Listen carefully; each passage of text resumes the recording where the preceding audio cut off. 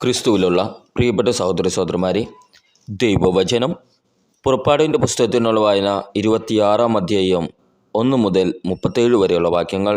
സാക്ഷ്യകൂടാരം. 10 വിരികൾ കൊണ്ട് നീ വിശുദ്ധ കൂടാരം നിർമ്മിക്കണം.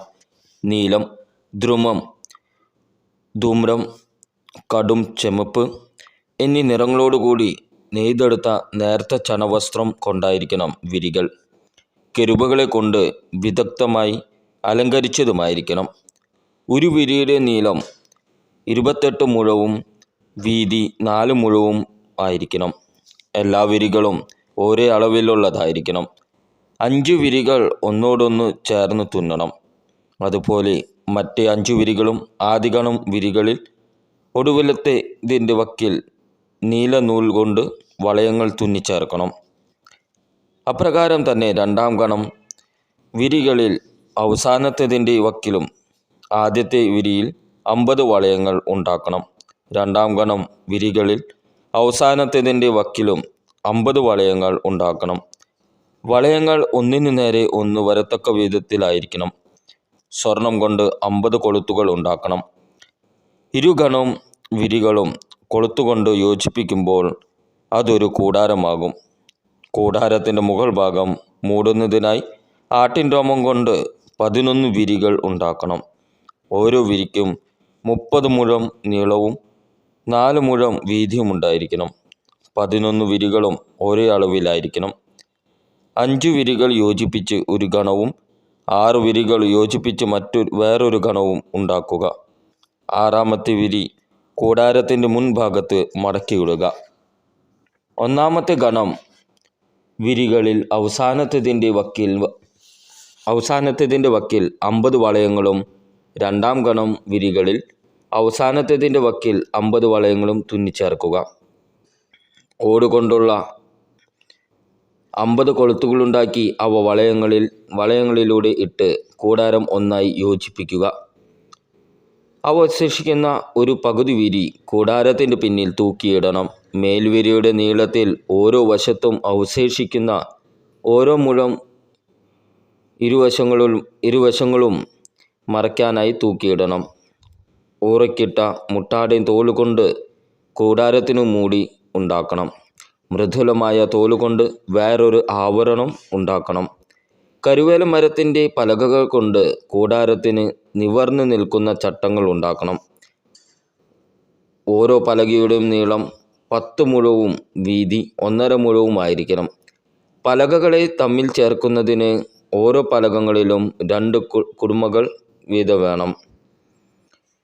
എല്ലാ പലകങ്ങളും ഇങ്ങനെ തന്നെ ഉണ്ടാക്കണം. കൂടാരത്തിന് ചട്ടപ്പലകങ്ങൾ ഉണ്ടാക്കണം. തെക്കുവശത്ത് 20 പലകകൾ, 20 പലകകളുടെ അടിയിലായി വെള്ളി കൊണ്ട് 40 പാദകൂടങ്ങൾ ഉണ്ടാക്കണം. ഓരോ പലകയുടെയും അടിയിലുള്ള 2 കുടുമകൾക്ക് 2 പാദകൂടങ്ങൾ വീതം. കൂടാരത്തിൻ്റെ 2-ാം വശമായ വടക്കുവശത്തേക്കായി 20 പലകങ്ങൾ നിർമ്മിക്കണം. ഓരോ പലകങ്ങളുടെയിൽ 2 വീതം വെള്ളി കൊണ്ട് 40 പാദകൂടങ്ങൾ ഉണ്ടായിരിക്കണം. കൂടാരത്തിൻ്റെ പിൻഭാഗമായ പടിഞ്ഞാറ് വശത്തേക്കായി 6 പലകങ്ങൾ നിർമ്മിക്കണം. കൂടാരത്തിൻ്റെ പിൻഭാഗത്തെ 2 മൂലകൾക്കായി 2 പലകങ്ങൾ ഉണ്ടാക്കണം. അവയുടെ ചുവടുകൾ അകന്നു നിൽക്കണം. മുകളിൽ അവ ഒരു വളയം കൊണ്ട് യോജിപ്പിക്കണം. 2 പലകങ്ങൾക്കും ഇപ്രകാരം തന്നെ. ഇവ രണ്ടും മൂലപലകങ്ങളായിരിക്കും. അങ്ങനെ 8 പലകങ്ങളും ഓരോ പലകയുടെയും അടിയിൽ 2 വീതം വെള്ളി കൊണ്ടുള്ള 16 പാദകൂടങ്ങൾ ഉണ്ടായിരിക്കണം. കരുവേല മരം കൊണ്ട് അഴികൾ ഉണ്ടാക്കണം. കൂടാരത്തിൻ്റെ ആദ്യത്തെ വശത്തെ പലകകൾക്ക് 5 അഴികൾ വേണം. കൂടാരത്തിൻ്റെ രണ്ടാമത്തെ വശത്തുള്ള പലകകൾക്ക് 5 അഴികളും പിൻഭാഗമായ പടിഞ്ഞാറ് വശത്തുള്ള പലകകൾക്ക് 5 അഴികളും ഉണ്ടാക്കണം. നടുവിലെ അഴിപ്പലകകളുടെ മധ്യത്തിലൂടെ ഒരറ്റം മുതൽ മറ്റേ അറ്റം വരെ എത്തണം. പലകകൾ സ്വർണം കൊണ്ട് പൊതിയണം. അഴികൾ കടത്തുന്നതിന് അവയിൽ സ്വർണം കൊണ്ടുള്ള വളയങ്ങൾ നിർമ്മിക്കണം. അഴികളും സ്വർണം കൊണ്ട് പൊതിയണം. മലയിൽ വച്ച് കാണിച്ചു തന്ന മാതൃക അനുസരിച്ചാണ് കൂടാരം പണിയേണ്ടത്. പിരിച്ച നൂൽ കൊണ്ട് നെയ്തതും നീലം, ധൂമ്രം, കടും ചുമപ്പ് എന്നീ നിറങ്ങളുള്ളതുമായ നേർത്ത ചണത്തുണി കൊണ്ട് ഒരു തിരശ്ശീല ഉണ്ടാക്കണം. അതിൽ കെരൂബുകളെ തുന്നിച്ചേർക്കണം. കരുവേല മരം കൊണ്ട് പണിത് സ്വർണം പൊതിഞ്ഞ് 4 തൂണുകളിൽ അത് തൂക്കിയിടണം. തൂണുകളുടെ കൊളുത്തുകൾ സ്വർണം കൊണ്ടും പാദകുടങ്ങൾ വെള്ളി കൊണ്ടും നിർമ്മിക്കണം. തിരശ്ശീല കൊളുത്തുകളിൽ തൂക്കിയിട്ടതിന് ശേഷം സാക്ഷ്യപേടകം അതിനുള്ളിലേക്ക് കൊണ്ടുവരണം. ഈ തിരശ്ശീല വിശുദ്ധ സ്ഥലത്തു നിന്ന് ശ്രീകോവിലിനെ വേർതിരിക്കും. ശ്രീകോവിലിൽ സാക്ഷ്യപേടകത്തിനു മുകളിൽ കൃപാസനം സ്ഥാപിക്കണം. തിരശ്ശീലയ്ക്ക് വെളിയിൽ മേശയും മേശയ്ക്കെതിരെ കൂടാരത്തിൻ്റെ തെക്കുവശത്ത് വിളക്കുകാലും സ്ഥാപിക്കണം. മേശ കൂടാരത്തിൻ്റെ വടക്കു വശത്തായിരിക്കണം. നേർമയിൽ നെയ്തതും നീലം, ധൂമ്രം, കടും ചുമപ്പ് എന്നീ നിറങ്ങളുള്ളതും ചിത്രത്തുന്നലാൽ അലങ്കൃതവുമായ ചണവസ്ത്രം കൊണ്ട് കൂടാരവാതിലിൽ ഒരു യവനിക ഉണ്ടാക്കണം. ഈ യവനിക തൂക്കിയിടുന്നതിന് കരുവേല മരം കൊണ്ട് 5 തൂണുകൾ ഉണ്ടാക്കണം. അവ സ്വർണത്തിൽ പൊതിയണം. അവയ്ക്ക് സ്വർണ്ണ കൊളുത്തുകളും ഓടുകൊണ്ടുള്ള 5 പാദകുടങ്ങളും ഉണ്ടായിരിക്കണം. പുറപ്പാടിൻ്റെ പുസ്തകത്തിനുള്ള വായന 27-ാം അധ്യായം 1 മുതൽ 21 വരെയുള്ള വാക്യങ്ങൾ. ബലിപീഠം. കരുവേല മരം കൊണ്ട് ഒരു ബലിപീഠം പണിയണം. അത് സമചതുരമായിരിക്കണം. നീളവും വീതിയും 5 മുഴം, ഉയരം 3 മുഴം. ബലിപീഠത്തിൻ്റെ 4 മൂലകളിലും അതോട് ഒന്നായി ചേർന്ന് നിൽക്കുന്ന 4 കൊമ്പുകൾ നിർമ്മിച്ച് ഓടുകൊണ്ട് പൊതിയണം. ചാരപാത്രങ്ങൾ, കോരികകൾ, താലങ്ങൾ, മുൾക്കരണ്ടികൾ, അഗ്നികലശങ്ങൾ എന്നിങ്ങനെ ബലിപീഠത്തിങ്കൽ ആവശ്യമുള്ള ഉപകരണങ്ങളെല്ലാം ഓടുകൊണ്ട് നിർമ്മിക്കണം. ബലിപീഠത്തിനു വേണ്ടി ഓടുകൊണ്ടുള്ള അഴികൾ ഉപയോഗിച്ച് വലയുടെ രൂപത്തിൽ ഒരു ചട്ടക്കൂടുണ്ടാക്കണം. അതിൻ്റെ 4 മൂലയിലും ഓരോ ഓട്ടുവളയും ഘടിപ്പിക്കണം. ചട്ടക്കൂട് ബലിപീഠത്തിൻ്റെ മുകളിലത്തെ അരികുപാളിക്ക് കീഴിൽ ഉറപ്പിക്കണം. അത് ബലിപീഠത്തിൻ്റെ മധ്യഭാഗം വരെ ഇറങ്ങി നിൽക്കണം. കരുവേല മരം കൊണ്ട് ബലിപീഠത്തിന് തണ്ടുകൾ നിർമ്മിച്ച് ഓടുകൊണ്ട് പൊതിയണം. ബലിപീഠം വഹിച്ചു കൊണ്ടുപോകാനായി അതിൻ്റെ ഇരുവശങ്ങളിലും വളയങ്ങൾ ഘടിപ്പിച്ച് അവയിലൂടെ തണ്ടുകൾ ഇടണം. പലകകൾ കൊണ്ട് അകം പൊള്ളയായി ബലിപീഠം പണിയണം. മലയിൽ വെച്ച് കാണിച്ചു തന്നതുപോലെയാണ് പണിയേണ്ടത്. കൂടാരങ്കണം. കൂടാരത്തിന് ഒരു അങ്കണം ഉണ്ടാക്കണം. അങ്കണത്തിൻ്റെ തെക്കുഭാഗത്ത് നേർമയായി നെയ്തെടുത്ത ചണത്തുണി കൊണ്ട് 100 മുഴം നീളത്തിൽ ഒരു മറ ഉണ്ടായിരിക്കണം. അതിന് 20 തൂണുകൾ വേണം. തൂണുകളുടെ പാദകുടങ്ങൾ ഓടുകൊണ്ടുള്ളതായിരിക്കണം. തൂണുകൾക്ക് വെള്ളി കൊണ്ടുള്ള കൊളുത്തുകളും ചട്ടകങ്ങളും ഉണ്ടായിരിക്കണം. അപ്രകാരം തന്നെ വടക്കു ഭാഗത്ത് നെറുകെ 100 മുഴം നീളമുള്ള മറയും, മറ തൂക്കുന്നതിന് 20 തൂണുകളും അവയ്ക്ക് 20 പാദകൂടങ്ങളും വെള്ളി കൊണ്ടുള്ള കൊളുത്തുകളും പട്ടകളും ഉണ്ടായിരിക്കണം. പടിഞ്ഞാറ് ഭാഗത്തെ മുറ്റത്തിൻ്റെ വീതിക്കൊത്ത് 50 മുഴം നീളമുള്ള മറയും 10 തൂണുകളും അവയ്ക്ക് 10 പാദകൂടങ്ങളും ഉണ്ടായിരിക്കണം. തെക്ക് ഭാഗത്തെ മുറ്റത്തിൻ്റെ വീതി 50 മുഴമായിരിക്കണം. കവാടത്തിൻ്റെ ഒരു വശത്ത് 15 മുഴം നീളമുള്ള മറയും 3 തൂണുകളും അവയ്ക്ക് 3 പാദകൂടങ്ങളും ഉണ്ടായിരിക്കണം. കവാടത്തിൻ്റെ മറുവശത്തും 15 മുഴം നീളവുമുള്ള മറയും 3 തൂണുകളും അവയ്ക്ക് 3 പാദകുടങ്ങളും വേണം. അങ്കണ കവാടത്തിന് 20 മുഴം നീളമുള്ള ഒരു യവനിക ഉണ്ടായിരിക്കണം. നീലം, ധൂമ്രം, കടും ചുമപ്പ് എന്നീ നിറങ്ങളുള്ളതും നേർമയായി നെയ്തെടുത്തതും ചിത്രത്തയ്യൽ കൊണ്ട് അലങ്കരിച്ചതുമായ ചണവസ്ത്രം കൊണ്ടാണ് യവനിക നിർമ്മിക്കേണ്ടത്. അതിന് 4 തൂണുകളും അവയ്ക്ക് 4 പാദകുടങ്ങളും ഉണ്ടായിരിക്കണം. അങ്കണത്തിന് ചുറ്റുമുള്ള തൂണുകൾക്കെല്ലാം വെള്ളി കൊണ്ടുള്ള പട്ടകളും കൊളുത്തുകളും ഓട്ടുപാദകുടങ്ങളും ഉണ്ടായിരിക്കണം. അങ്കണത്തിൻ്റെ നീളം 100 മുഴവും വീതി 50 മുഴവും ആയിരിക്കണം. അതിനു ചുറ്റും 5 മുഴം ഉയരത്തിൽ നേർമയായി നെയ്തെടുത്ത ചണത്തുണി കൊണ്ടുള്ള മറയും തൂണുകൾക്ക് ഓടുകൊണ്ടുള്ള പാദകുടങ്ങളും ഉണ്ടായിരിക്കണം.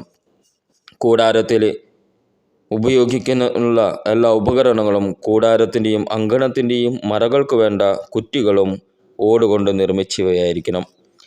വിളക്ക് എപ്പോഴും കത്തി നിൽക്കുന്നതിന് ആട്ടിയെടുത്ത ശുദ്ധമായ ഒലിവെണ്ണ കൊണ്ടുവരാൻ ഇസ്രായേൽക്കാരോട് പറയണം.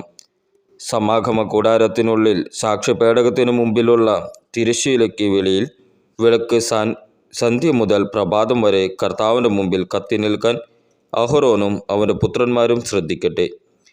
ഇസ്രായേൽക്കാർ തലമുറ തോറും അനുഷ്ഠിക്കേണ്ട ശാശ്വത നിയമമാണിത്. പുറപ്പാടിൻ്റെ പുസ്തകത്തിനുള്ള വായന 28-ാം അധ്യായം 1 മുതൽ 43 വരെയുള്ള വാക്യങ്ങൾ. പുരോഹിത വസ്ത്രങ്ങൾ. പുരോഹിതന്മാരായി എനിക്ക് ശുശ്രൂഷ ചെയ്യാൻ വേണ്ടി നിന്റെ സഹോദരനായ അഹ്റോനെയും അവൻ്റെ പുത്രനായ നാദാബ്, അബീഹു, എലിയാസാർ, ഇത്താമർ എന്നിവരെയും ഇസ്രായേൽക്കാരുടെ ഇടയിൽ നിന്ന് നിന്റെ അടുക്കലേക്ക് വിളിക്കുക. നിന്റെ സഹോദരനായ അഹ്റോന് മഹിമയും അഴകും നൽകുന്നതിന് അവനു വേണ്ടി വിശുദ്ധ വസ്ത്രങ്ങൾ നിർമ്മിക്കുക. അഹ്റോനെ എൻ്റെ പുരോഹിതനായി അവരോധിക്കാൻ വേണ്ടി അവന് സ്ഥാനവസ്ത്രങ്ങൾ നിർമ്മിക്കാൻ ഞാൻ നൈപുണ്യം നൽകിയിട്ടുള്ള എല്ലാ വിദഗ്ധന്മാരോടും നീ ആവശ്യപ്പെടുക. അവർ നിർമ്മിക്കേണ്ട വസ്ത്രങ്ങൾ ഇവയാണ്: ഒരു സ്ത്രാണം, എഫോദ്, നീലയങ്കി, ചിത്രത്തയ്യലുള്ള അങ്കി, തലപ്പാവ്, അരപ്പട്ട. എനിക്ക് പുരോഹിത ശുശ്രൂഷ ചെയ്യാൻ അഹ്റോനും പുത്രന്മാർക്കും വേണ്ടി അവർ വിശുദ്ധ വസ്ത്രങ്ങൾ നിർമ്മിക്കട്ടെ. സ്വർണ്ണനൂൽ, നീലം, ധൂമ്രം, കടും ചെമപ്പ് എന്നീ നിറത്തിലുള്ള നൂലുകൾ, നേർമയായി പിരിച്ചെടുത്ത ചണം എന്നിവ അവർ ഉപയോഗിക്കണം. സ്വർണ്ണനൂൽ, നീലം, ധൂമ്രം, കടും ചെമപ്പ് എന്നീ നിറങ്ങളുള്ള നൂലുകൾ, നേർമയായി പിരിച്ചെടുത്ത ചണം എന്നിവ ഉപയോഗിച്ച് വിദഗ്ധമായി അവർ എഫോദ് നിർമ്മിക്കണം. അതിൻ്റെ രണ്ടറ്റങ്ങൾ തമ്മിൽ യോജിപ്പിക്കുന്നതിന് അതിൽ 2 തോൾവാറുകൾ പിടിപ്പിക്കണം. എഫോദ് കെട്ടിയുറപ്പിക്കാനായി അതിന്മേലുള്ള പട്ടയും സ്വർണ്ണനൂൽ, നീലം, ധൂമ്രം, കടും ചെമപ്പ് നൂലുകൾ, നേർമയായി പിരിച്ചെടുത്ത ചണം എന്നിവ കൊണ്ട് അതേ രീതിയിൽ തന്നെ വിദഗ്ധമായി നിർമ്മിച്ചതായിരിക്കണം. 2 വൈഡൂര്യ കല്ലുകൾ എടുത്ത് അവയിൽ ഇസ്രായേലിൻ്റെ പുത്രന്മാരുടെ പേരുകൾ കൊത്തണം. അവരുടെ പ്രായക്രമമനുസരിച്ച് ഓരോ കല്ലിലും 6 പേരുകൾ വീതം കൊത്തുക. രത്നശില്പി മുദ്ര കൊത്തുന്നത് പോലെ ഇസ്രായേലിൻ്റെ പുത്രന്മാരുടെ പേരുകൾ ആ കല്ലുകളിൽ രേഖപ്പെടുത്തണം. കല്ലുകൾ സ്വർണ്ണത്തകിടിൽ പതിയണം. ഇസ്രായേൽ പുത്രന്മാരുടെ സ്മാരകശിലയായി അവ എഫോദിൻ്റെ തോൾവാറകളിൽ ഉറപ്പിക്കണം. അവരുടെ പേരുകൾ കർത്താവിൻ്റെ മുമ്പിൽ ഒരു സ്മാരകമായി അഹ്റോൻ തൻ്റെ ഇരുതോളുകളിലും വഹിക്കട്ടെ. രത്നം പതിക്കാനുള്ള തകിടുകൾ സ്വർണം കൊണ്ട് ഉണ്ടാക്കുക. ഇനി സ്വർണം കൊണ്ട് കയറുപോലെ പിണച്ചെടുത്ത 2 തുടലുകൾ നിർമ്മിച്ച് അവ സ്വർണ്ണത്തകിടുകളുമായി യോജിപ്പിക്കുക. ന്യായവിധിയുടെ ഒരു സ്ത്രാണം ചിത്രപ്പണികളോടെ നിർമ്മിക്കണം. അത് എഫോദ് എന്ന പോലെ സ്വർണ്ണനൂൽ, നീലം, ധൂമ്രം, കടും ചെമ്മപ്പ് എന്നീ നിറങ്ങളുള്ള നൂലുകൾ, നേർമയായി പിരിച്ചെടുത്ത ചണം എന്നിവ കൊണ്ടാണ് ഉണ്ടാക്കേണ്ടത്. അത് സമചതുരത്തിൽ 2 മടക്കുള്ളതായിരിക്കണം. അതിന് 1 ചാൺ നീളവും 1 ചാൺ വീതിയും വേണം. അതിന്മേൽ 4 നിര രത്നങ്ങൾ പതിക്കണം. ആദ്യത്തെ നിരയിൽ മാണിക്യം, പുഷ്യരാഗം, വൈഡൂര്യം. 2-ാമത്തെ നിരയിൽ മരതകം, ഇന്ദ്രനീലം, വജ്രം. 3-ാമത്തെ നിരയിൽ പവിഴം, ചന്ദ്രകാന്തം, സൗഗന്ധികം. 4-ാമത്തെ നിരയിൽ പത്മരാഗം, ഗോമേതകം, സൂര്യകാന്തം. രത്നങ്ങളെല്ലാം സ്വർണ്ണത്തകിടിലാണ് പതിക്കേണ്ടത്. ഇസ്രായേലിൻ്റെ പുത്രന്മാരുടെ പേരുകളനുസരിച്ച് 12 രത്നങ്ങളുണ്ടായിരിക്കണം. ഓരോ ഗോത്രത്തിൻ്റെയും പേര് ഓരോ രത്നത്തിലും മുദ്ര പോലെ കൊത്തിയിരിക്കണം. ഒരു സ്ത്രാണത്തിനു വേണ്ടി തനി സ്വർണം കൊണ്ട് കയറുപോലെ പിണച്ചെടുത്ത തുടലുകൾ പണിയണം. സ്വർണം കൊണ്ട് 2 വളയങ്ങൾ നിർമ്മിച്ച് ഒരു സ്ത്രാണത്തിൻ്റെ മുകളിലത്തെ 2 മൂലകളിൽ ഘടിപ്പിക്കണം. ഒരു സ്ത്രാണത്തിൻ്റെ മൂലകളിലുള്ള 2 വളയങ്ങളിലൂടെ 2 സ്വർണ്ണ തുടലുകൾ ഇടണം. തുടലുകളുടെ മറ്റ് അറ്റങ്ങൾ രത്നം പതിച്ച സ്വർണ്ണ തകിടുകളിൽ ഘടിപ്പിച്ച എഫോദിൻ്റെ തോൾവാറിൻ്റെ മുൻഭാഗവുമായി ബന്ധിപ്പിക്കണം. 2 സ്വർണ്ണ വളയങ്ങൾ പണിത് അവ ഉരസ്ത്രാണത്തിൻ്റെ താഴത്തെ കോണുകളിൽ അവയുടെ ഉൾഭാഗത്ത് എഫോദിനോട് ചേർത്ത് ബന്ധിക്കണം. 2 സ്വർണ്ണ വളയങ്ങൾ കൂടി നിർമ്മിച്ച് അവ എഫോദിൻ്റെ തോൾവാറുകളുടെ താഴത്തെ അറ്റങ്ങൾക്ക് മുൻഭാഗത്ത് അവയുടെ തുന്നലിനോടടുത്ത് എഫോദിൻ്റെ അലങ്കൃതമായ അരപ്പട്ടയ്ക്ക് മുകളിലായി ബന്ധിക്കണം. ഉരസ്ത്രാണത്തിൻ്റെയും എഫോദിൻ്റെയും വളയങ്ങൾ ഒരു നീലച്ചരട് കൊണ്ട് ബന്ധിക്കണം. അപ്പോൾ ഉരസ്ത്രാണം എഫോദിൻ്റെ അലങ്കൃതമായ അരപ്പട്ടയ്ക്ക് മുകളിൽ നിന്ന് ഇളകി പോവുകയില്ല.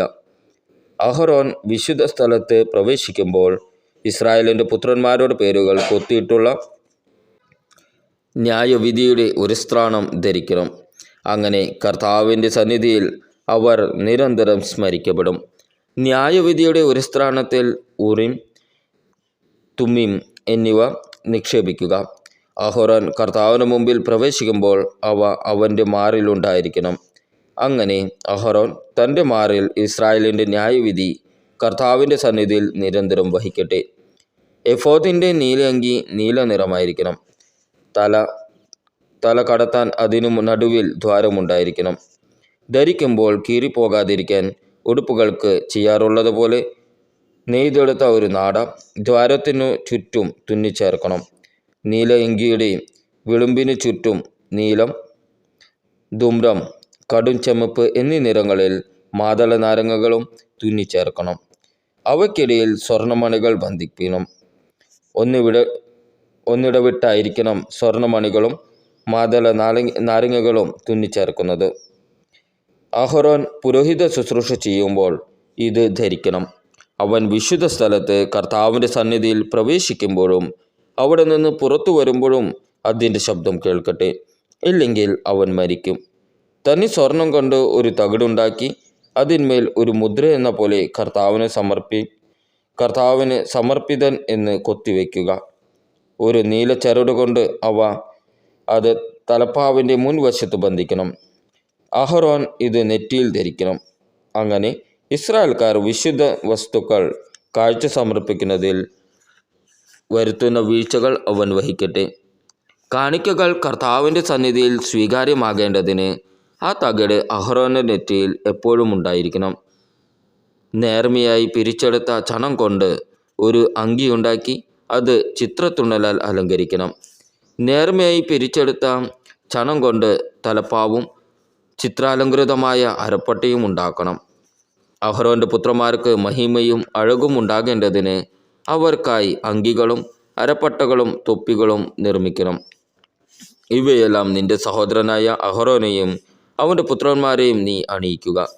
അവർ എനിക്ക് പുരോഹിത ശുശ്രൂഷ ചെയ്യേണ്ടതിന് നീ അവരെ അഭിഷേചിച്ച് നിയോഗിക്കുകയും വിശുദ്ധീകരിക്കുകയും ചെയ്യുക. അവരുടെ നഗ്നത മറയ്ക്കാൻ ചണത്തുണി കൊണ്ട് അര മുതൽ തുട വരെയോൾ എത്തുന്ന കൽച്ചട്ടകങ്ങളും ഉണ്ടാക്കണം. അഹറോനും പുത്രന്മാരും സമാഗമ കൂടാരത്തിൽ പ്രവേശിക്കുകയോ വിശുദ്ധ സ്ഥലത്ത് ശുശ്രൂഷ ചെയ്യുന്നതിന് ബലിപീഠത്തെ സമീപിക്കുകയോ ചെയ്യുമ്പോൾ ഇവ ധരിക്കണം. ഇല്ലെങ്കിൽ അവർ കുറ്റക്കാരായി തീരുകയും മരിക്കുകയും ചെയ്യും. ഇത് അഹറോനും സന്തതികൾക്കും എന്നേക്കുമുള്ള നിയമമാണ്. നമ്മുടെ കർത്താവായ ഈശോ മിശിഹായ്ക്ക് സ്തുതി.